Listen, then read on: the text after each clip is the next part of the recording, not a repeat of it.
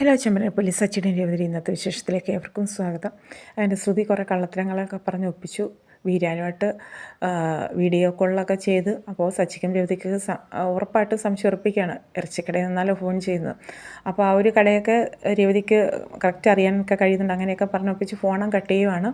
അതിനുശേഷം ശ്രുതിയെടുത്ത് സച്ചിൻ വന്ന് ചോദിക്കുന്നുണ്ട്. അപ്പോൾ കാര്യങ്ങളൊക്കെ ഓക്കെ ആയി, ഇനിയിപ്പോൾ അടുത്ത പരിപാടി എന്നാണെന്ന് ചോദിക്കുന്നത്. അടുത്ത കള്ളത്തരം.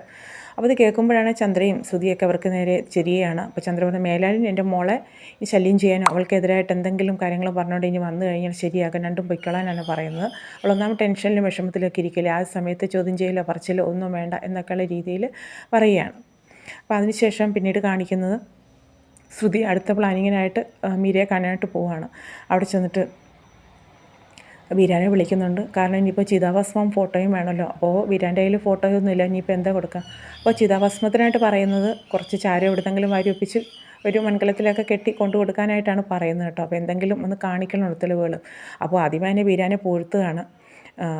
നല്ല ഉഗ്രൻ പെർഫോമൻസ് ആയിരുന്നു. അപ്പോൾ ഇനി ഒരു സഹായം കൂടി ചെയ്യണമെന്ന് പറയുകയാണ്. അപ്പോൾ വീരൻ പറയുന്നില്ല, ഒരിക്കലും ഇല്ല, ഇനി ഒരു പരിപാടിയില്ല, എനിക്കത് സച്ചിനെ പിടിച്ചു കഴിഞ്ഞാൽ ഇല്ലാതാക്കും എന്നാണ് പറയുന്നത്.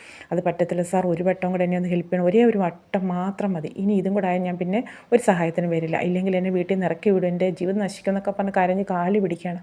അങ്ങനെ ഒരു വട്ടം കൂടി വീരാൻ തയ്യാറാവുകയാണ്. അപ്പോൾ ആ ഒരു ചിതാഭസ്മമായിട്ട് വരാം. അപ്പോൾ ഉടനെ അങ്ങോട്ടേക്ക് വന്നാൽ സംശയമാവില്ലേ? അപ്പോൾ ഉടനെ വരണ്ട, 2-3 ദിവസം കഴിഞ്ഞ് വന്നാൽ മതിയെന്ന് പറയുന്നു.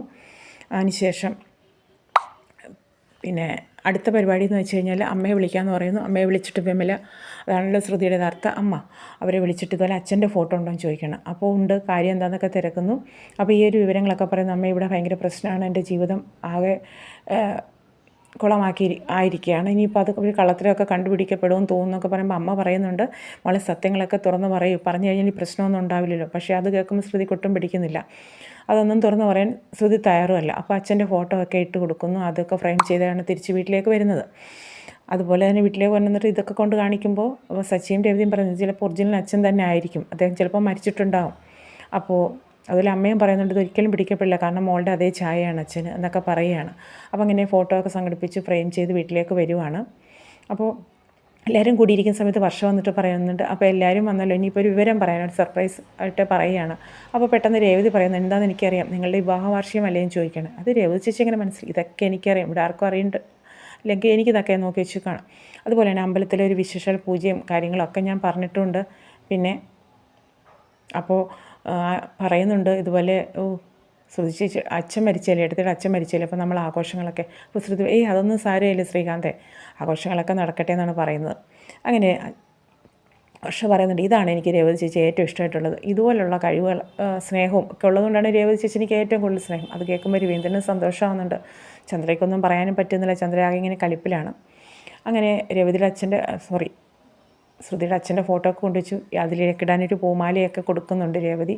അങ്ങനെ ഭയങ്കര ദുഃഖത്തിൽ ഇങ്ങനെ ഇരിക്കുകയാണ്. ഇനിയിപ്പോൾ ചിതാഭസ്മമായിട്ട് കുറച്ച് ദിവസത്തിനുള്ളിൽ വീരാൻ എത്തുകയും ചെയ്യും. അങ്ങനെ ഒരുവിധം കാര്യങ്ങളൊക്കെ റെഡിയാക്കി. പിന്നീട് ശ്രീകാന്തിൻ്റെ വീട്ടിൽ നിൽക്കാൻ കഴിയുന്നില്ല, അവിടെ വലിയൊരു ഓർഡറൊക്കെ ഉണ്ടായിട്ട് പെട്ടെന്ന് ഹോട്ടലിലേക്ക് പോകുന്നുണ്ട്. വൈകുന്നേരമാണല്ലോ ഫംഗ്ഷൻ. അപ്പോൾ അതിൻ്റെ മുതലാളി പ്രിയ പറയുന്നുണ്ട്, നേരത്തെ ഇപ്പോൾ ശ്രീകാന്ത് ഇതുപോലെ ഫംഗ്ഷൻ അല്ലേ എന്ന് ചോദിക്കുമ്പോൾ അത് വൈകുന്നേരത്താണ്, ഞാൻ എവിടെയെങ്കിലും പ്രശ്നമൊന്നുമില്ല, സച്ചിയാണ് രേവതി അതൊക്കെ റെഡിയാക്കിക്കോളും. അപ്പോൾ അതാണ് കൂട്ടുകുടുംബം ആയതുകൊണ്ട് ഇങ്ങനെയൊക്കെയുള്ള ചില ഗുണങ്ങളൊക്കെ ഉണ്ടെന്നൊക്കെ പ്രിയ പറയുന്നു. അതിനിടയിലാണ് ഒരു ഫുഡ് സെർവ് ചെയ്യുന്നതിനിടയിൽ അവിടെ കാല് വഴുതി പ്രിയ വീഴുകയും പെട്ടെന്ന് നടക്കാൻ പറ്റുന്നില്ല എന്ന് പറയുമ്പോൾ ശ്രീകാന്ത് പറയെങ്കിൽ ഞാൻ എടുത്തുകൊണ്ട് ഇങ്ങോട്ട് വരുന്ന വഴിക്കാണ് വർഷ അങ്ങോട്ടേക്ക് വരുന്നത്. അങ്ങനെ ആകെ പെട്ടു നിൽക്കുന്ന ശ്രീകാന്തിനെ കാണിച്ചുകൊണ്ടാണ് ഇന്നത്തെ ഒരു പ്രൊമോ അവസാനിക്കുന്നത്. ഉറപ്പായിട്ടും കാണാൻ മിസ് ചെയ്യരുത്.